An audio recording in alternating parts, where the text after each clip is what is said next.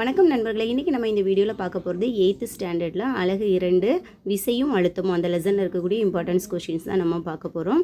எக்ஸாமுக்கு ப்ரிப்பேர் பண்ணிகிட்டு இருக்கவங்க டிஎன்பிசி, அதுக்கப்புறம் டிஎன் டெட்டு, அதுக்கப்புறம் பிஓக்கெலாம் எக்ஸாமுக்கு ப்ரிப்பேர் பண்ணிகிட்டு இருக்கவங்களுக்கு ரொம்ப யூஸ்ஃபுல்லான வீடியோஸ் தான் நம்ம சேனலில் இப்போ நம்ம கொடுத்துட்டு வந்துருக்கோம். ஸோ நம்ம வந்து தமிழ், சயின்ஸு, அதுக்கப்புறமா சோஷியல், மேக்ஸு இதை பேஸ் பண்ணி நம்ம வந்து வீடியோஸ் கொடுக்குறோம். இனி நம்ம வந்து அடுத்து என்ன பண்ண போகிறோம் அப்படின்னு பார்த்தீங்கன்னா 15 டேஸ்க்கு ஒன்ஸ் நம்ம கரண்ட் அஃபேர்ஸ் கொடுக்கலாம் அப்படின்னு நம்ம நினச்சிருக்கோம். ஸோ வேணும் அப்படிங்கிறவங்க கமெண்ட் பண்ணுங்கள். கண்டிப்பாக வந்து நெக்ஸ்ட்டு நம்ம அந்த வீடியோஸும் நம்ம கொடுக்கலாம். ஸோ நம்ம இப்போ வீடியோக்குள்ளே போகலாமா? ஃபஸ்ட்டு இப்போ நம்ம கொஷின் நம்பர் 1 பார்க்க போகிறோம். ஓய்வு நிலையில் உள்ள ஒரு பொருளை தள்ளும் அல்லது இழுக்கும் செயல் டேஸ் எனப்படும். ஆப்ஷன் பாருங்கள்: அழுத்தம், விசை, ஓய்வு நிலை, உந்து விசை. இதுக்கு சரியான ஆன்சர் என்ன? விசை. ஓகேவா? ஓய்வு நிலையில் ஒரு பொருளை தள்ளும் அல்லது இழுக்கும், அதுக்கு பேர் வந்து என்ன சொல்லுவாங்கன்னா விசை. ஓகேவா? நெக்ஸ்ட் கொஷின் நம்பர் 2 பாருங்கள். எண் மதிப்பையும் திசையும் கொண்டுள்ளதால் விசை ஒரு டேஸ் அளவு ஆகும். வெக்டார், ஸ்கேலார், நில அளவு, திண்ம அளவு. ஸோ இதுக்கு சரியான ஆன்சர் என்னன்னு பார்த்தீங்கன்னா வெக்டர் அளவு. ஓகேவா? நெக்ஸ்ட் கொஷின் நம்பர் 3 பாருங்கள்.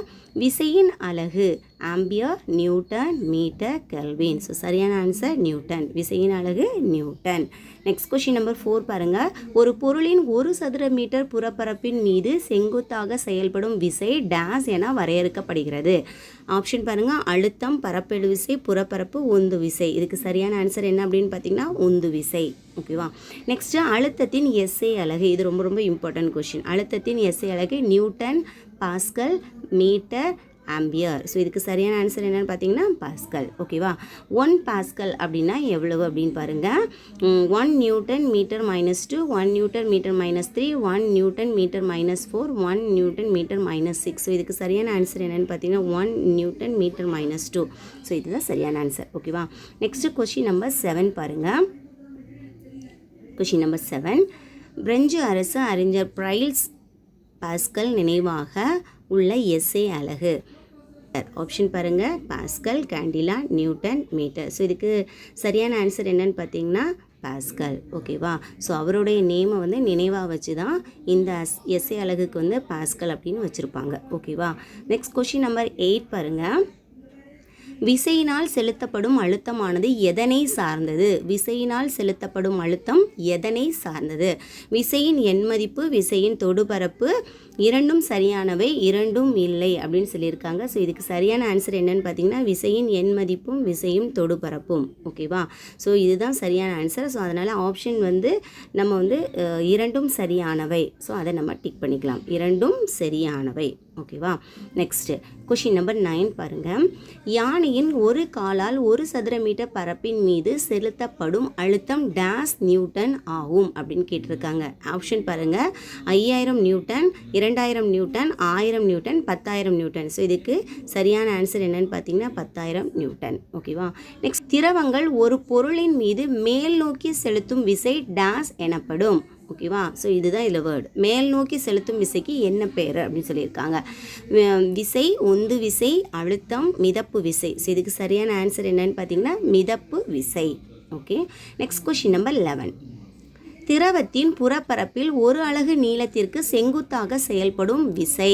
திரவத்தின் புறப்பரப்பில் 1 அலகு நீளத்திற்கு செங்குத்தாக செயல்படும் விசை.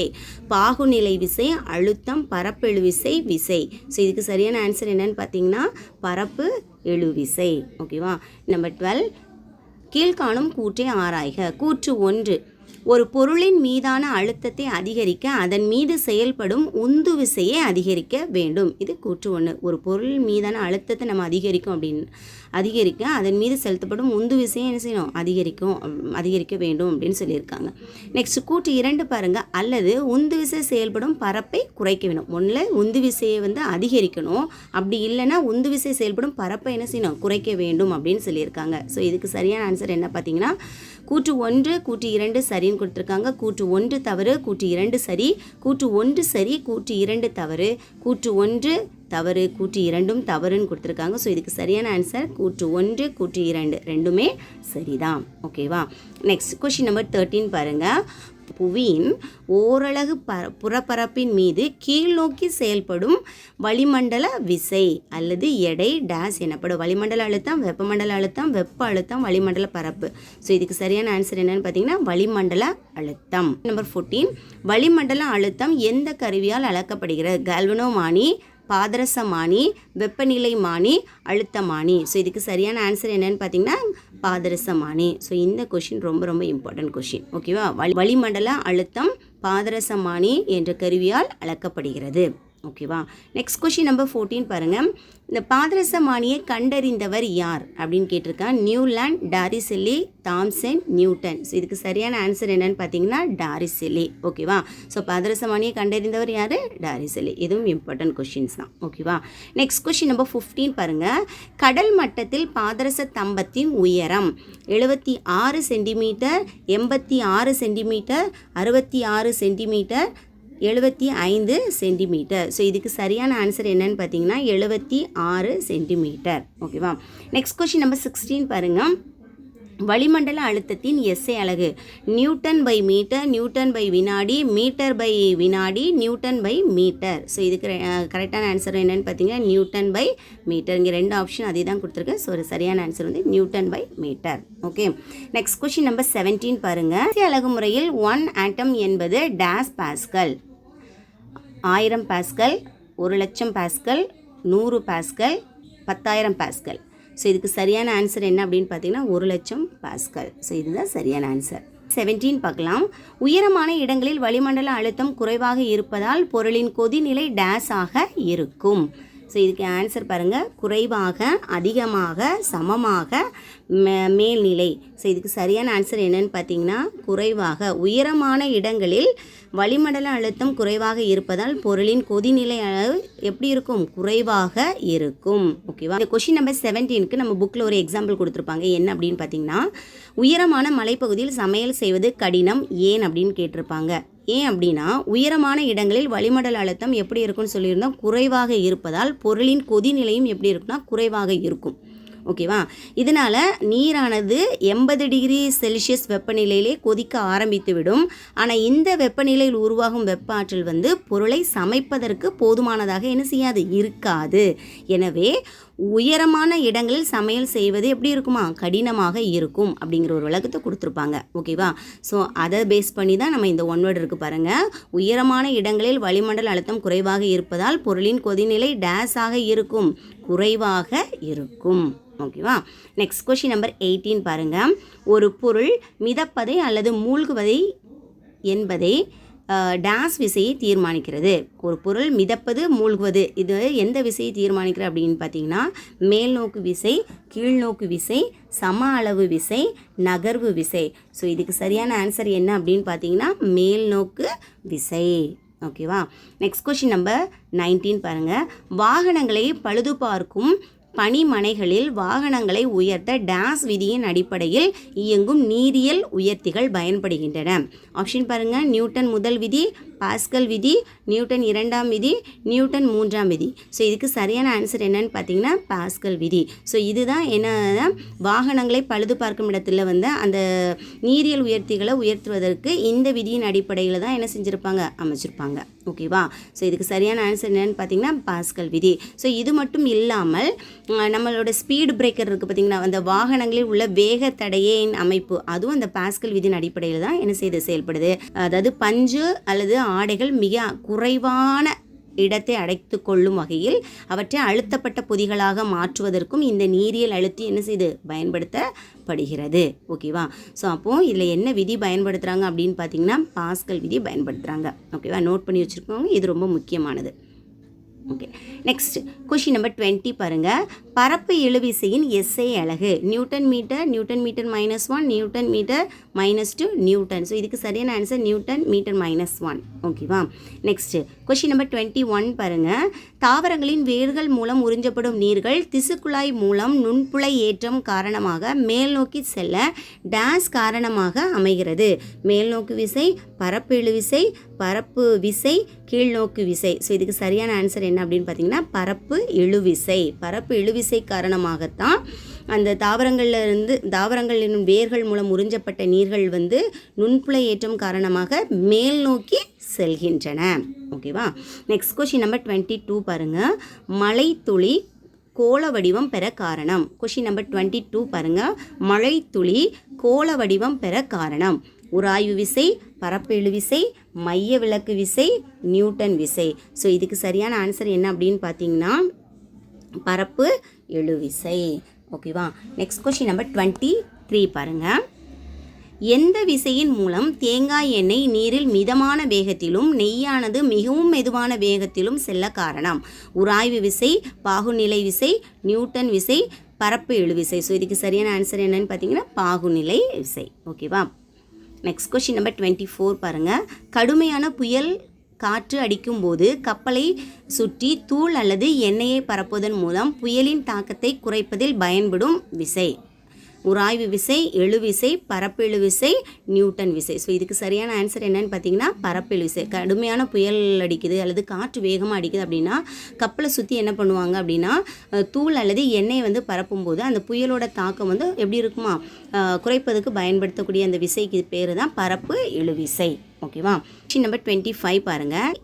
நீர் சிலந்தி நீர்ப்பரப்பின் மீது எளிதாக நகர்ந்து செல்ல காரணமான விசை. பரப்பு இழுவிசை, கீழ்நோக்கு விசை, உராய்வு விசை, நியூட்டன் விசை. ஸோ சரியான ஆன்சர் என்னன்னு பார்த்தீங்கன்னா பரப்பு இழுவிசை. ஓகேவா. நெக்ஸ்ட் கொஸ்டின் நம்பர் 26 பாருங்கள். பரப்பு இழுவிசையின் எஸ்ஐ அலகு கேஜி மீட்டர் -1 செகண்ட் -1 அல்லது நியூட்டன் செகண்ட் மீட்டர் -2 கேஜினா கிலோகிராம். ஓகேவா. கேஜி -1 அல்லது நியூட்டன் மீட்டர் -2 கேஜி செகண்ட் -1 அல்லது newton second -2 newton metre -1 second -1 அல்லது நியூட்டன் செகண்ட் மீட்டர் -2. ஸோ இதுக்கு சரியான ஆன்சர் என்ன அப்படின்னு பார்த்தீங்கன்னா கேஜி மீட்டர் -1 செகண்ட் -1 அல்லது நியூட்டன் செகண்ட் -2 செகண்ட் மீட்டர் -2. ஓகேவா. ஸோ இதுதான் சரியான ஆன்சர். இப்போ நம்ம புக் பேக்கில் இருக்கக்கூடிய மதிப்பீடு பார்க்கலாம். ரோமன் நம்பர் 1 பாருங்கள். சரியான விடையை தேர்ந்தெடுத்து எழுதுக. ஒரு பொருள் இயங்கும் திசைக்கு எதிரான திசையில் விசையை செலுத்தினால் அப்பொருளின் இயக்கமானது நின்றுவிடும். அதிவேகத்தில் இயங்கும், குறைந்த வேகத்தில் இயங்கும், வேறு திசையில் இயங்கும். இதுக்கு சரியான ஆன்சர் என்ன அப்படின்னு பார்த்தீங்கன்னா குறைந்த வேகத்தில் இயங்கும். ஓகே. கொஸ்டின் நம்பர் 2 பாருங்கள். திரவத்தினால் பெறப்படும் அழுத்தம் எதனால் அதிகரிக்கிறது? திரவத்தின் அடர்த்தி, திரவத்தம்ப உயரம். ஆப்ஷன் ஆ மற்றும் ஆ, மேற்கண்ட எதுவும் இல்லை. ஸோ இதுக்கு சரியான ஆன்சர் என்னன்னு பார்த்தீங்கன்னா ஆப்ஷன் ஆ மற்றும் ஆ, அதாவது திரவத்தின் அடர்த்தி, திரவத்தம்ப உயரம். ஓகேவா. நெக்ஸ்ட் கொஸ்டின் நம்பர் 3 பாருங்கள். அழுத்தத்தின் அலகு பாஸ்கல், நியூட்டன் மீட்டர் -2 பாய்ஸ். ஆ மற்றும் ஆ, இதுக்கு சரியான ஆன்சர் என்னன்னு பார்த்தீங்கன்னா பாஸ்கல் அண்ட் நியூட்டன் மீட்டர் -2. இந்த ரெண்டுமே சரிதான். ஓகேவா. நெக்ஸ்ட் கொஸ்டின் நம்பர் 4 பாருங்கள். கடல் மட்டத்தில் வளிமண்டல அழுத்தத்தின் மதிப்பு. ஆப்ஷன் பாருங்கள். 76 சென்டிமீட்டர் பாதரச தம்பம், 760 சென்டிமீட்டர் பாதரச தம்பம், 176 சென்டிமீட்டர் பாதரச தம்பம், 7.6 சென்டிமீட்டர் பாதரச தம்பம். ஸோ இதுக்கு சரியான ஆன்சர் 76 சென்டிமீட்டர் பாதரச தம்பம். இப்போ நம்ம இந்த கொஷின் நம்ம வந்து பார்த்துருந்தோம். நெக்ஸ்ட் கொஷின் நம்பர் 5 பாருங்கள். பாஸ்கல் விதி இதில் பயன்படுகிறது. நீரியல் உயர்த்தி, தடை செலுத்தி, அழுத்தப்பட்ட பொதி, மேற்கண்ட அனைத்தும். ஸோ இதில் வந்து மேற்கண்ட அனைத்தும் தான் சரியான ஆன்சர். இப்போ தான் நம்ம பார்த்தோம் எதுலலாம் இந்த பாஸ்கல் விதி பயன்படுகிறது அப்படின்னு பார்த்தீங்கன்னா நீரியல் உயர்த்தி, பிரேக்கு, அதுக்கப்புறமா வந்து அழுத்தப்பட்ட பொதி. ஸோ இதில் எல்லாத்துலேயுமே என்ன விதி பயன்படுத்துகிறாங்க அப்படின்னா பாஸ்கல் விதி பயன்படுத்துகிறாங்க. நெக்ஸ்ட் கொஷின் நம்பர் 6 பாருங்கள். கீழ்காண்பவற்றுள் எது அதிக பாகுநிலை உடையது? கிரீஸ், நீர், தேங்காய் எண்ணெய், நெய். ஸோ இதுக்கு சரியான ஆன்சர் என்ன அப்படின்னு பார்த்தீங்கன்னா கிரீஸ். இதுதான் வந்து அதிக பாகுநிலை உடையது. கொஸ்டின் நம்பர் 7 பாருங்கள். பாகுநிலையின் அலகு. இங்கே ஆப்ஷன் ஆ வந்து எழுதாமல் இருக்குது பாருங்கள். Newton metre square.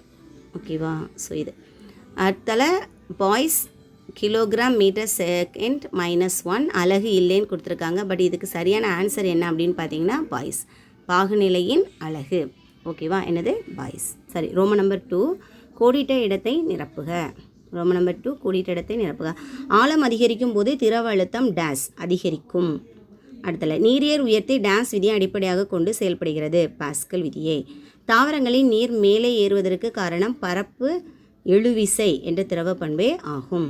ஓகேவா. நெக்ஸ்ட் கொஸ்டின் நம்பர் 4 பாருங்கள். எளிய பாதரசமானி முதலில் டேஸ் என்பவரால் உருவாக்கப்பட்டது. டாரிசெல்லி. ரோம் நம்பர் 3 பாருங்கள். சரியா அல்லது தவறா என கூறுக. கொடுக்கப்பட்ட பரப்பின் மீது செயல்படும் விசை அழுத்தம் எனப்படும். சரி. இயங்கும் பொருள் உராய்வின் காரணமாக ஓய்வு நிலைக்கு வருகிறது. சரி. அடுத்தல ஒரு பொருளின் எடை மதிப்பு விசையை விட அதிகமாக இருந்தால் அப்பொருள் என்னாகும்? மூழ்கும்னு கொடுத்துருக்காங்க. சரி. ஒரு வளிமண்டல அழுத்தம் என்பது 1 சதுர மீட்டர் பரப்பின் மீது செயல்படும் 1,00,000 நியூட்டன் விசைக்கு சமம் அப்படின்னு சொல்லியிருக்காங்க. இதுவும் சரிதான். ஓகேவா? நெக்ஸ்ட்டு கொஷின் நம்பர் 5 பாருங்கள். உருளும் உராய்வு நழுவும் உராய்வை விட சற்று அதிகமாக இருக்கும் சொல்லியிருக்காங்க. இது தவறு. இது அதிகமாக கிடையாது, குறைவாக இருக்கும். ஓகேவா? கொஷின் நம்பர் 6 பாருங்கள். ஆற்றல் இழப்பிற்கு உராய்வு மட்டுமே காரணம். இது தவறு. ஆழம் குறையும் போது திரவ அழுத்தம் குறையும். இது சரி. ஓகேவா? பாகுநிலை திரவத்தின் அழுத்தத்தை சார்ந்தது. தவறு. கண்டிப்பாக உங்களுக்கு இந்த வீடியோ பிடிச்சிருக்குன்னு நினைக்கிறேன். இந்த வீடியோ உங்களுக்கு பிடிச்சிருந்தா உங்கள் friends and relative video share பண்ணுங்கள். டிஎன்பிசி, டிஎன்டெட், பிஓக்கு ப்ரிப்பேர் பண்ணிகிட்டு இருக்கவங்களுக்கு இது ரொம்பவே யூஸ்ஃபுல்லான வீடியோவாக இருக்கும். அப்படியே மறக்காமல் நம்ம சேனலையும் சப்ஸ்கிரைப் பண்ணி லைக் பண்ணிக்கோங்க. அடுத்து இன்னொரு வீடியோவில் பார்க்கலாம். நன்றி, வணக்கம்.